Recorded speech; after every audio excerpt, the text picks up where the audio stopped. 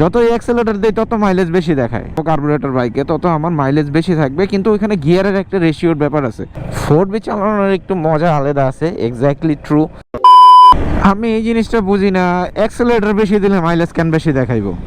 যতই অ্যাক্সেলারেটর দেয় তত মাইলেজ বেশি দেখায়, তো আরপিএম যত বেশি থাকে এটার মাইলেজ তত বেশি দেখায়। কিন্তু আমার জানা মতে যত লো আরপিএমে আমি চালাবো কার্বোরেটর বাইকে তত আমার মাইলেজ বেশি থাকবে, কিন্তু ওইখানে গিয়ারের একটা রেশিওর ব্যাপার আছে।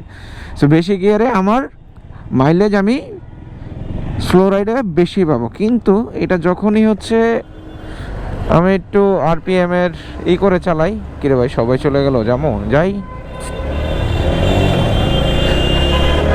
যখন আমি জানি যে আরপিএম আমি বেশি দিব, ওভার রেপ যেটাকে আমরা বুঝাই, সেটা হইলে এটার মাইলেজ কম দেবে, যেহেতু এটা কার্বোরেটর। ইএফআই বাইক হলে একটা ব্যাপার, বাট কার্বোরেটর বাইক হলে একটা ব্যাপার।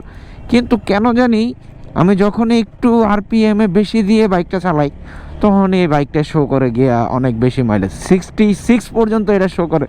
কিন্তু না, ওইটা দেখে কেউ হতাশ হইলে হইেন না। কিন্তু আবার 4Bর মিটারে অ্যাভারেজ যেটা স্পিড দেখাচ্ছে এবং এখানে নিচে যেটা দেখায়, ওইটা কিন্তু অ্যাকচুয়ালি হচ্ছে অ্যাভারেজ স্পিড, ওইটা কিন্তু মাইলেজ না। এটা অনেকে মনে করে যে মাইলেজ, আমি জানি না, এটা কিন্তু অ্যাভারেজ স্পিড।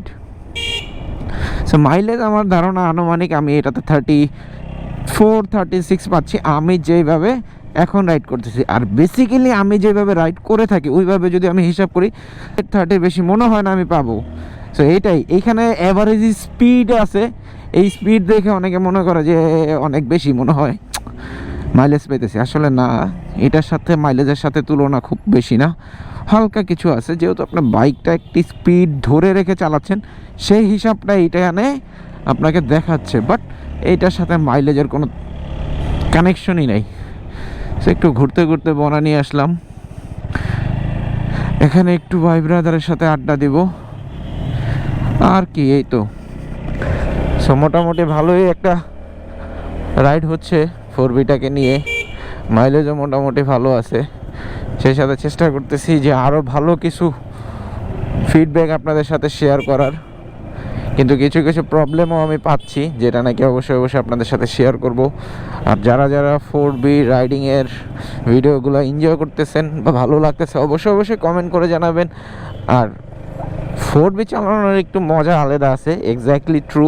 যেহেতু অনেক দিন হয়ে গেল নিছি, আজকে প্রায় 8-9 দিন, 10 দিনের মতো, 10 দিন হবে না, 8-9 দিন হবে যে আমি চালাচ্ছি। তো ওই হিসাব করে ভালোই লাগতেছে। রেঞ্জ রোভার কবে যে একটা হবে, আল্লাহ যে কবে একটা দিবে, একটা 4 চাক্কা চালাবো। যাই হোক, এবার 2 চাক্কা নিয়ে আসি, এখন 2 চাক্কার কথাই বলি।